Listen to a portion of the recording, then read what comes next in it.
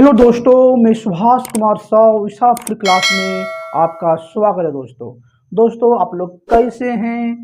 आशा करता हूं कि आप लोग अच्छे होंगे। आपका प्रिपरेशन भी बहुत अच्छा चलता होगा। दोस्तों आज का मेरा मेन टॉपिक से लाइट का पार्ट 7 है। इसमें हम लोग क्रांतिक कोण और पूर्ण आंतरिक परिवर्तन के बारे में समझेंगे। कोण क्या होती है, यानी क्रिटिकल एंगल क्या होती है। दोस्तों क्रांतिक कोण यानी क्रिटिकल एंगल। देखिए दोस्तों, क्रांतिक कोण क्या होती है। लेकिन दोस्तों क्रांतिक कोण में सघन माध्यम होगा। सघन माध्यम को बोलते हैं डेंसर मीडियम बोलेंगे, और इसको कहेंगे बिलर माध्यम यानी लियर मीडियम बोलेंगे। दोस्तों देखिए, जब प्रकाश की किरण सघन माध्यम से बिलर माध्यम की ओर आती है तो प्रकाश की किरण जो होता है अविलंब से दूर हटता है। क्या अविलंब से दूर हटेगा? ये क्या है? एक अविलंब है। प्रकाश की किरण आती है तो क्या होगा? ये अविलंब से दूर हट जाएगा। अविलंब से दूर हट गया। इस किरण को क्या कहेंगे? इस किरण को बोलते हैं आपतित किरण कहेंगे, आपतित किरण बोलेंगे। और इस एंगल को बोलेंगे आपतन कोण। क्या कहेंगे? आपतन कोण। दोस्तों जो अविलंब से दूर हट रहा है उस किरण को क्या नाम दिया जाएगा? इस किरण को कहते हैं अपवर्तित किरण कहेंगे। और इस एंगल को क्या बोलेंगे? वो अपवर्तन कोण बोलेंगे। क्या? अपवर्तन कोण कहा जाता है। इसे क्या बोलेंगे? अपवर्तन कोण बोलेंगे। दोस्तों इस यदि आपतन कोण यानी आपतित किरण को कितना बढ़ा दिया जाए, यानी आपतन कोण को एंगल जो है आपतन कोण को कितना बढ़ा दिया जाए कि जो ये अपवर्तन कोण है वह 90 डिग्री का हो जाए। क्या? आपतन कोण को इतना बढ़ा दिया जाए कि अपवर्तन कोण का मान 90 डिग्री हो जाए। तो दोस्तों इसी को हम लोग आपतन कोण का क्रिटिकल एंगल कहेंगे, यानी क्रांतिक कोण कहेंगे। दोस्तों देखिए, यदि मैं फिगर फिर से बनाता हूं, और क्या है? एक अविलंब है। क्या है दोस्तों? अविलंब है। आपतित किरण को इस तरह बढ़ा दिया जाए, आपतित किरण को इस तरह बढ़ा दिया जाए, यानी आपतन कोण को इस तरह बढ़ा दिया जाए कि जो अपवर्तन कोण होते हैं उसका मान जो है 90 डिग्री हो जाए। उसे क्या बोलेंगे? आपतन कोण का क्रिटिकल एंगल कहा जाता है। देखिए, यदि इस फिगर में फिगर नंबर 1 है और फिगर नंबर 2, दोस्तों इसमें क्या है? एक आपतित किरण आ रही है, एक क्या है? एक सघन माध्यम से बिलर माध्यम की ओर। तो क्या होगा? ये अविलंब से दूर हटेगा। क्या दोस्तों? अविलंब से दूर हट रहा है। यदि इस एंगल को और झुका दिया दोस्तों, इस एंगल को और बढ़ा दिया जाए, इस एंगल को जो है और बढ़ा दें, इस एंगल को क्या बोलेंगे? आपतन कोण यानी इंसिडेंट एंगल बोलेंगे। इस एंगल को और बढ़ा दें तो क्या होगा? ये जो आपतन कोण है दोस्तों ये एक 90 डिग्री का निर्माण कर देगा। देखिए, यदि मान लीजिए कुछ लेजर लाइट रखे हैं तो क्या अविलंब से दूर हट रहा है। उसी तरह दोस्तों यदि लेजर लाइट को और झुका दिया जाए, यानी आपतित किरण को और बढ़ा दिया जाए। देखिए, आपतित किरण को दोस्तों और बढ़ा देते हैं तो क्या होगा? एक 90 डिग्री का निर्माण कर दिया। देखिए दोस्तों, फिगर नंबर 1, 2 और 3 में आप समझिए, ताकि आपको याद करने का आवश्यकता ना पड़े। फिजिक्स कभी याद नहीं किया जाता। फिजिक्स को एक कॉन्सेप्ट के माध्यम से समझिए। यदि आप समझते हैं तो लाइफ भर दोस्तों भी याद रहेगा। देखिए दोस्तों, नंबर 1 3 नंबर फिगर्स में मैंने क्या बताया कि आपतन कोण को इतना झुका दिया जाए कि जो अपवर्तन कोण का जो वैल्यू है 90 डिग्री का हो जाए। ठीक है दोस्तों, 90 डिग्री बन रहा है, अपवर्तित कोण 90 डिग्री का बन रहा है। यही दोस्तों अपवर्तित कोण का मान 90 डिग्री जो आपतन कोण का एक क्रिटिकल एंगल होता है, यानी क्रांतिक कोण होता है। इस 90 डिग्री कौन सा एंगल है? क्या है? एक अपवर्तन कोण है, अपवर्तन कोण है। दोस्तों अपवर्तन कोण जो है 90 डिग्री, वह जो होंगे आपतन कोण का एक विशेष कोण होगा। उस विशेष कोण को हम लोग क्रांतिक कोण बोलेंगे। इसे क्या बोलेंगे? ये क्या है? आपतन कोण है। आपतन कोण जो है, आपतन कोण का विशेष एंगल कौन सा है? अपवर्तन कोण 90 डिग्री। इस 90 डिग्री एक विशेष कोण को आपतन कोण का एक क्रिटिकल एंगल बोलेंगे, यानी क्रांतिक कोण कहा जाता है। इसे याद रखिएगा। देखिए दोस्तों फिर से एक बार, नंबर 1 में आपतन कोण को, आपतन लाइट आ रहा था, यह अभिलंब से दूर हटा। फिर दोस्तों नंबर 2 में लाइट को यानी आपतन कोण को इतना बढ़ा दिया जाए कि वह अभिलंब से दूर हट रहा है। फिर दोस्तों और इसको इतना बढ़ा दिया गया, लाइट को यानी आपतन कोण को यानी आपतन किरण को इतना झुका दिया गया कि वह एक अपवर्तन कोण 90 डिग्री का निर्माण कर दिया। इसी दोस्तों 90 डिग्री को क्या बोलेंगे? आपतन कोण का एक क्रिटिकल एंगल बोलेंगे। आपतन कोण का क्रिटिकल एंगल बोलेंगे। इसे दोस्तों याद रखिएगा। आई होप आपको क्रांतिक कोण के बारे में दोस्तों, क्रांतिक कोण के बारे में आपको समझ में आया होगा। क्रांतिक कोण क्या होती है दोस्तों? क्रांतिक कोण का वैल्यू क्या होगा? 90 डिग्री होगा और ये सघन माध्यम से विरल माध्यम की ओर होता है। दोस्तों अपने क्रांतिक कोण के बारे में जाना, क्रिटिकल एंगल के बारे में जाना। देखिए इसके बाद हम लोग सीखेंगे पूर्ण आंतरिक प्रवर्तन यानी टोटल इंटरनल रिफ्रैक्शन के बारे में सीखेंगे।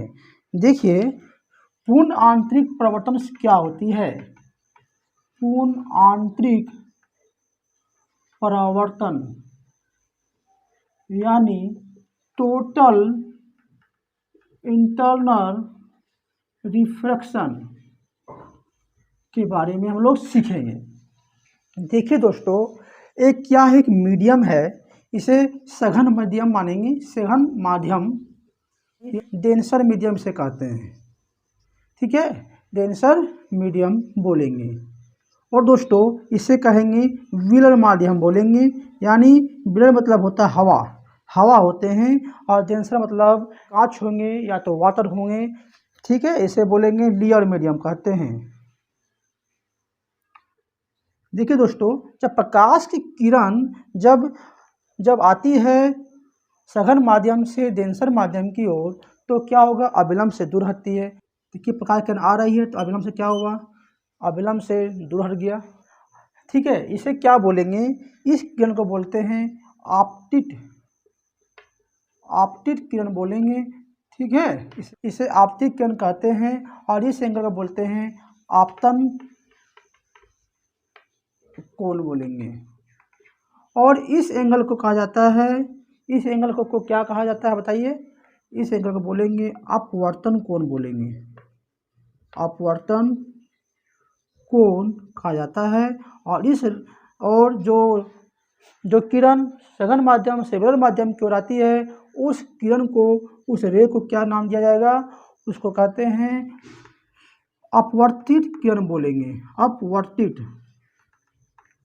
अपवर्तित किरण कहा जाता है, इसे अपवर्तित किरण बोलेंगे। दोस्तों ये आपतन कोण के मान को क्रांतिक कोण के मान से, आपतन कोण के मान को क्रांतिक कोण के मान से यदि ज़्यादा कर दिया जाए तो क्या होगा? जो दोस्तों अपवर्तित किरणें हैं वे विरल माध्यम में ना आके सघन माध्यम की ओर मुड़ जाएगा। देखिए यदि फिगर नंबर 1 है, फिगर नंबर 2 में दोस्तों देखिए ये क्या एक अभिलंब है, और प्रकाश की किरण आ रही है, और ये क्या है, ये क्या है दोस्तों, एक क्रांतिक कोण का निर्माण कर दिया, यानी 90 डिग्री एंगल बना दिया। इस एंगल को क्या बोलेंगे, इस एंगल को बोलेंगे आपतन कोण बोलेंगे, जो एक क्रांतिक कोण होगा। क्योंकि क्योंकि दोस्तों ये कोण है, ये कोण क्या है, अपवर्तन कोण का मान 90 डिग्री हो गया। अपवर्तन कोण का मान जो है 90 डिग्री है, इसलिए इस जो कोण है आपतन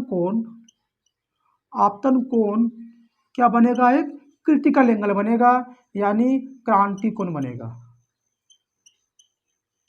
क्रांतिक कोण बनेगा। दोस्तों यदि यदि आपतन कोण का मान क्रांतिक कोण से ज़्यादा कर दिया जाए तो क्या प्रकाश की किरण जो दोस्तों विलर माध्यम में ना आकर सीधे वे सघन माध्यम की ओर मुड़ जाएगा। देखिए फिगर नंबर 3, ये क्या है, एक अभिलंब है, और दोस्तों ये क्या है, ये किरण जो है, ये किरण क्या है, आपतित किरण है। ये क्या है, आपतित किरण जो है सघन माध्यम से सघन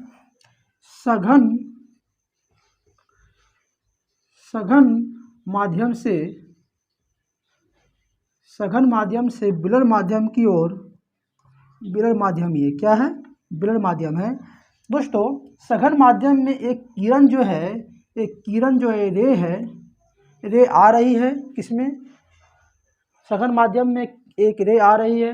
तो क्या आपतन कोण के मान को, यानी एंगल आई को क्रांतिक कोण के मान से ज़्यादा कर दिया जाए, क्रांतिक कोण, ये क्रांतिक कोण के मान से ज़्यादा कर देंगे। देखिए दोस्तों ये क्या क्रांतिक कोण था, इसके मान, आपतन कोण के मान को यदि क्रांतिक कोण के मान से ज़्यादा कर देंगे तो क्या तो किरण विलर माध्यम पे पास करेगा, नहीं करेगा। क्योंकि दोस्तों क्रांतिक कोण में प्रकाश की किरण जो है हमेशा इस तरह पास करता था, 90 डिग्री बना के पास करता था दोस्तों। तो अब ये आपतन कोण के मान क्रांतिक कोण से ज़्यादा कर दें तो क्या जो अपवर्तित किरण है, ये अपवर्तित किरण जो है सीधे सघन माध्यम की ओर मुड़ जाएगा, सघन माध्यम की ओर मुड़ जाएगा।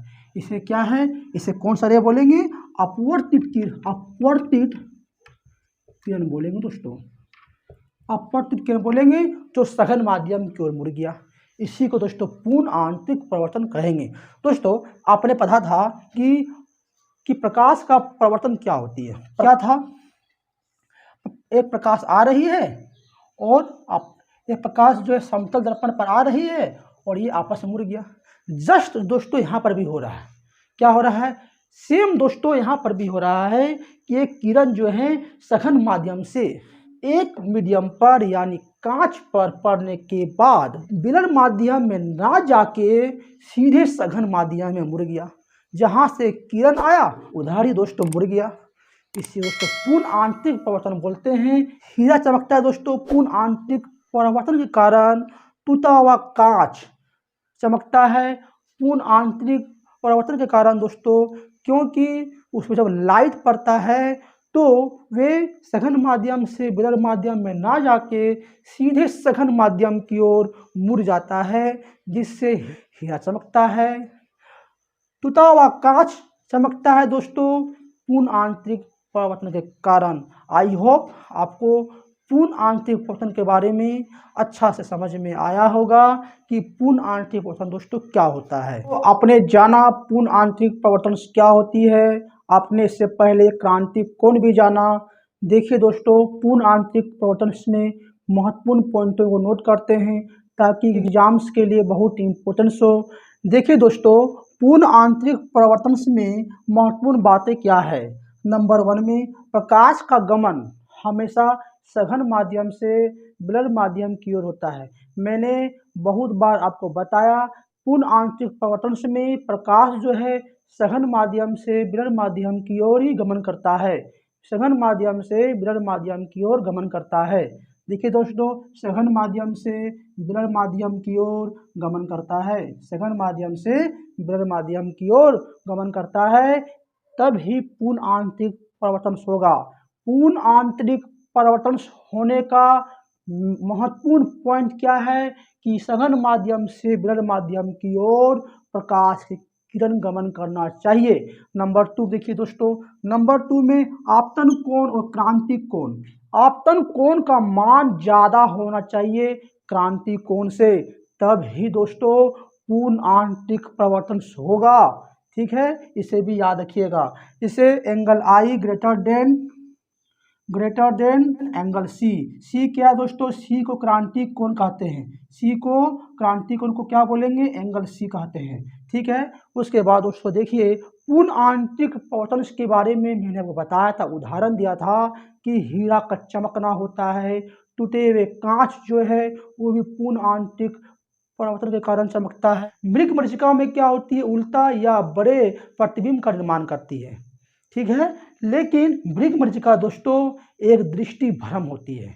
क्या दृष्टि भ्रम होती है, यदि मरुस्थल में आप जाते हैं, गर्मी के दिनों में मरुस्थल में जाते हैं तो क्या है वहाँ पर जो वृक्ष हैं, क्या है पेड़ हैं, वृक्ष हैं, ट्री हैं, वे आपको एक उल्टा इमेज, उल्टा या बड़ा इमेज बना हुआ प्रतीत होगा। इसी को बोलते हैं मृग मरीचिका बोलते हैं। दोस्तों मृग मरीचिका में क्या होता है, एक उल्टा इमेज का निर्माण होता है। मृग मरीचिका में दोस्तों उल्टा इमेज बनेगा। दोस्तों इसे याद रखिएगा, एग्जाम से पूछ सकता है कि मृग मरीचिका में एक उल्टा इमेज का निर्माण होता है। ठीक है, उल्टा इमेज का निर्माण होगा और ये बड़ा होता है। ठीक है दोस्तों, इसके बाद दोस्तों हम लोग एक बार क्रांतिक कोण के बारे में भी जान लेते हैं, महत्वपूर्ण पॉइंट्स को। क्रांतिक कोण को सिंबल सी से इंडिकेट करते हैं। क्रांतिक कोण का मान कितना होगा, 90 डिग्री, मैंने आपको पढ़ा चुका हूँ, 90 डिग्री होता है। और क्रांतिक कोण का फॉर्मूला क्या होगा, रिफ्रैक्टिव इंडेक्स इक्वल टू क्या होता है, यानी म्यू। रिफ्रैक्टिव इंडेक्स को क्या बोलते हैं, म्यू बोलते हैं। और म्यू इक्वल टू क्या होगा, 1/sin सी। और sin सी को दोस्तों क्या बोलते हैं, एक क्रिटिकल एंगल बोला जाता है। क्या क्रिटिकल एंगल कहते हैं, यानी refractive index mu equal to क्या होगा, 1/sin सी। इसे भी दोस्तों याद करके रखिएगा। इसके बाद दोस्तों नेक्स्ट टॉपिक के बारे में देखते हैं। दोस्तों देखिए पदार्थ और क्रांतिक कोण है। ठीक है, क्या है, पानी का जो है क्रांतिक कोण सबसे ज़्यादा होता है, 48.75 डिग्री होते हैं। कांच का जो है क्रांतिक कोण क्या होगा, 37.31 होंगे। हीरा का 224.41 क्रांतिक कोण होता है। दोस्तों ये बहुत इंपॉर्टेंट है, एग्जाम से में हीरा के बारे में बहुत बार पूछा गया है। दोस्तों यहाँ देखेंगे पदार्थ और अपवर्तनांक के बारे में देखेंगे। देखिए वायु का जो अपवर्तनांक सबसे कम होता है 1.003 और जल का होता है 1.33। कांच का जो अपवर्तनांक 1.52, ये क्या कौन सा कांच है, क्राउन कांच है। और फिलन कांच 1.67 और हीरा दोस्तों 2.42, बहुत ही इंपॉर्टेंट हीरा जो बहुत बार एग्जाम्स में पूछा गया है। हीरा का अपवर्तनांक क्या होता है, 2.42। दोस्तों हमारा वीडियो आपको अच्छा लगा दोस्तों, लाइक सब्सक्राइब और शेयर दोस्तों जरूर कीजिएगा। थैंक्स।